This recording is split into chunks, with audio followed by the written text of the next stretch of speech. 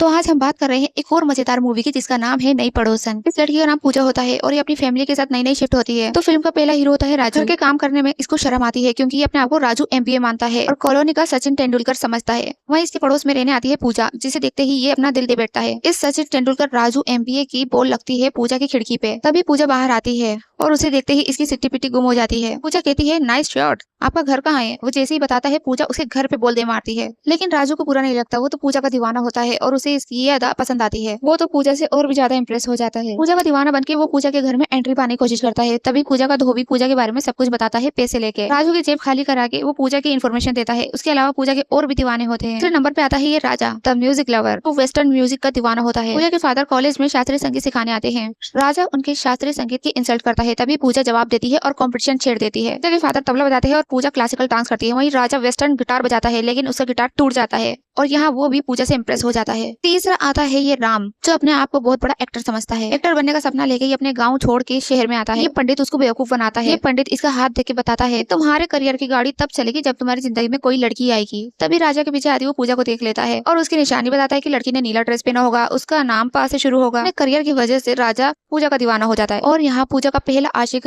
पूजा के घर में एंट्री लेता है। पूजा की छोटी बहन को साइकिल से बचाता है और कहता है कि ट्रक से बचाया है। पूजा उससे थोड़ी इंप्रेस होती है। पूजा के घर में बहाने बहाने से आता है और पूजा के घर के काम भी करता है और धीरे धीरे राजू एमबीएस से रामू काका बन जाता है। और यहाँ ये फिल्मी हीरो पूजा का दिल जीतने के लिए पूजा के ही दादा को गटर में गिराने का प्लान बनाता है। पूजा को इम्प्रेस करने के लिए खुद भी गटर में गिर जाता है लेकिन उसके दादा तो बाहर निकल आते हैं पर वो बेचारा वहीं रह जाता है। यहाँ ये म्यूजिशियन राजा पूजा के घर में एंट्री लेता है शास्त्रीय संगीत के बहाने। पूजा के फादर को वो शास्त्रीय संगीत सिखाने के लिए मना लेता है। यहाँ पर ये दोनों पूजा के लिए लड़ते हैं। तभी धोबी आके बताता है कि रेस बहुत तगड़ी होने वाली है। राम नाम का एक और घोड़ा आ चुका है मैदान में। ये फिल्मी हीरो फिर से पूजा का दिल जीतने के लिए गुड्डे भेजता है और उसके दादा को पीटने के लिए कहता है लेकिन वो गुड्डे उसके दादा से खुद ही पीट जाते हैं क्योंकि पूजा के दादा साउथ फिल्मों के एक्शन मास्टर होते हैं। यहाँ राजा इतना बेसुरा गाता है कि शास्त्री उसे पीटने लगता है और उसकी दादी शास्त्री को पीट के भगा देती है। इस वजह से राजा भी अब शास्त्रीय संगीत सीखने के बहाने उसके घर पे एंट्री लेता है और यहाँ ये फिल्मी हीरो भी पूजा के दादा से ट्रेनिंग लेने के लिए घर में एंट्री ले चुका होता है। ये तीनों पूजा के लिए पहले कॉलोनी में लड़ते हैं फिर गार्डन में लड़ते हैं। ये धोबी कहता है कि तुम तीनों पूजा को पाने के लिए कौन बनेगा पूजा का पति खेलो। तीनों ही अपने अपने तरीके से पूजा को इम्प्रेस करने में लग जाते हैं जो तो बहुत बुरी तरह घर का नौकर ही बन जाता है। यहाँ पर राजा संगीत सीखने के लिए पूजा के फादर की इतनी डांट खाता है। फिल्मी हीरो वो पूजा के दादा से मार खाता रहता है। तीनों ही पूजा के लिए इतना सब कुछ करते हैं सिर्फ और सिर्फ पूजा का दिल जीतने के लिए। हलवा बना के लाता है और पूजा जैसी टिफिन खोलती है तो उसमें से चिकन निकलता है। लोग वेजिटेरियन होते हैं और राजू पे बहुत गुस्सा करते हैं। राजू देखता है कि हलवा इनके पास है यानी ये सब इनकी शरारत थी। यहाँ राजा पूजा के लिए साड़ी लेके आता है। इन गिफ्ट में कुछ और ही निकलता है और उसकी साड़ी दोनों पहन के नाचते हैं। इन तीनों का कॉम्पिटिशन और भी ज्यादा तगड़ा हो जाता है। राम भी एक चाल चलता है। वो पूजा को एक पेंटिंग दिखाता है जिसमें राम राजकुमार होता है, पूजा रानी होती है और कहता है कि हमारा पिछला जन्म है। वो समझ नहीं आता कि इतने में राजू आ जाता है और कहता है कि कॉलोनी में एक पेंटर आया, 100 रुपए में उसकी ऐसी तस्वीर बना दी, हिटलर बना दिया। पूजा सब समझ जाती है और राम की पेंटिंग उसके ही सर पे मारती है। पूजा के साथ होली खेलने के लिए राजू और राम दोनों ही उस कॉलोनी में घर ले लेते हैं। एंट्री होती है प्रभु पूजा का बेस्ट फ्रेंड होता है। वो देख के पूजा के पेरेंट्स बहुत खुश होते हैं। ये तीनों देखते हैं कि आखिर ये है कौन और वो पूजा की छोटी बहन से पूछते हैं कि ये कौन है। ये पूजा के बेस्ट फ्रेंड है और उसके होने वाले जीजू भी। पूजा के पेरेंट्स को प्रभु बहुत पसंद है। प्रभु आता है और राजू को सब्जी काटते देखता है और उससे भी ज्यादा फास्ट सब्जी काटता है। वो राम के पास जाता है, वो प्रैक्टिस कर रहा होता है। प्रभु अपनी फाइट का जोर दिखाता है और पंचिंग बैग को ऐसा मारता है कि राम देखता रह जाता है। वो राजा के पास जाता है और अपना क्लासिकल संगीत का हुनर सिखाता है। इतना गुस्सा आता है कि उसे नहीं मार सकते, उसकी फोटो को ही मारने लगते हैं। वही फिल्मी हीरो उसी गाड़ी का ब्रेक फेल कर देता है। बताते हैं कि पूजा भी इस गाड़ी में थी। तीनों ही उसके पीछे भागते हैं लेकिन प्रभु बहुत ही ऑलराउंडर होता है। ब्रेक फेल गाड़ी को भी ऐसे रोक लेता है। पूजा उससे और भी ज्यादा इंप्रेस हो जाती है और तीनों बहुत ही ज्यादा जेलस हो जाते हैं। जैसे कि बेटे में ये प्रभु को ऐसी दवा देते हैं कि उसका गला खराब हो जाता है। संगीत का ऐसा तगड़ा कंपटीशन होता है कि खराब होने पर भी प्रभु जीत जाता है। प्रभु पूजा को ले ना उड़े इस वजह से तीनों तय कर लेते हैं कि पूजा को प्रपोज करेंगे। राजा प्रपोज करता है। राजू अपने धोबी को बाबा बना के पूजा के पास भेजता है। ये फ्रूट बाबा कहता है कि तुम्हारी जिंदगी में एक लड़का आने वाला है, ब्लैक पैंट व्हाइट शर्ट पहन के आएगा। पूजा कहती है कि उसकी जिंदगी में जो लड़का आएगा वो व्हाइट पैंट ब्लैक शर्ट पहन कर आएगा। राजू का खेल उल्टा पड़ जाता है। पूजा के पेरेंट्स पूजा की शादी की बात करने के लिए तीनों को बुलाते हैं। तीनों को लगता है कि मामला सेट है। लेकिन यहाँ पूजा के पेरेंट्स तीनों को ही शादी का काम करवाने के लिए बुलाते हैं और बताते हैं कि पूजा की शादी प्रभु से हो रही है। ये सुन के चौंक जाते हैं। राजू जो पूजा से बहुत ही प्यार करता है फांसी का फंदा लगाता है और जैसे ही फंदा लगाता है फंका गिर के उसके ऊपर ही गिर जाता है। यहाँ फिल्मी हीरो राम देवदास बन जाता है। अपने फिल्मी स्टाइल में वो पूजा को याद करके रोता है और यहाँ राजा अपना गिटार लेके संगीत के साथ रो के पूजा को याद करता है। आपने देखता है कि पूजा के बच्चे उसे मामा मामा कह रहे हैं और वो प्रभु के साथ अच्छे से रह रही है। अगले सीन में हम देखते हैं कि पूजा के फादर रोते हुए आते हैं। राजा ने उन पर कुत्ते छोड़े थे।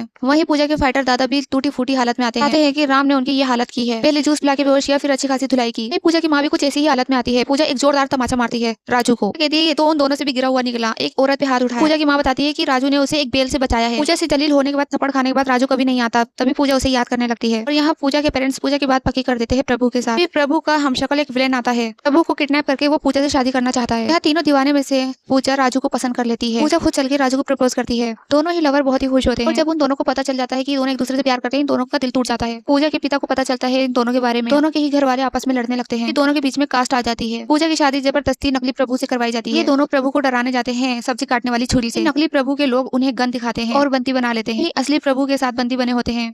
प्रभु की सीट पे बम लगा होता है। यहाँ पूजा की शादी हो रही होती है नकली प्रभु से। दोनों ही बम को डिफ्यूज करने की कोशिश करते हैं, उसमें पानी डालते हैं लेकिन धुआं निकलता है, बम ऑफ नहीं होता। उनके पास कुछ ही सेकंड रहते हैं, दोनों भागने लगते हैं प्रभु को छोड़कर, लेकिन प्रभु उन्हें पकड़ लेता है, उन्हें कस के पकड़ता है और तीनों की वजह से ही कुर्सी टूट जाती है। कुर्सी तो टूटती है, साथ में बम भी टूट जाता है। जो बम इनके टुकड़े करने वाला था वही बम के टुकड़े टुकड़े हो जाते हैं। तीनों जल्दी से शादी पे पहुंचते हैं शादी रुकवाने के लिए। ये तीनों वहाँ से टाइम पे पहुंचते हैं और बताते हैं कि ये नकली प्रभु है, असली तो यहाँ है। तभी ये नकली प्रभु दुल्हन पे ही बंदूक तान देता है। फिर उसके बाद तो कॉलोनी में एक फाइट सीन होता है। राजू के पेरेंट्स, पूजा के सभी दीवाने सब एक होके प्रभु और उसकी गैंग से लड़ भिड़ते हैं। वहीं पूजा के दादा राम को देखते ही उससे फाइट करने लगते हैं। राम कहता है हम बाद में हाथ साफ कर लेंगे, पहले इन्हें पीटो। फाइट के बाद दोनों ही प्रभु का हुलिया एक जैसा हो जाता है। पहचान कर पाना मुश्किल होता है कि कौन असली प्रभु है। शास्त्री एक प्रभु को कहते हैं कि राग भोपाली सुनाओ। प्रभु तो शास्त्री का शिष्य रहता है, संगीत के बारे में सब कुछ जानता है, तो वो आराम से सुना देता है। वहीं नकली प्रभु के पास शास्त्री जाता है और दूसरा ही राग गाने को कहता है। वो बहुत ही बुरे फटे ढोल की तरह बजने लगता है। शास्त्री उसे थप्पड़ मारता है और पुलिस उसे ले जाती है। असली नकली का फैसला हो चुका था। अब पूजा की शादी फिर से प्रभु से करवाई जाती है, लेकिन प्रभु मना कर देता है। कहता है कि पूजा जिसे प्यार करती है उसी से शादी करवा दे। वो हाथ जोड़ता है,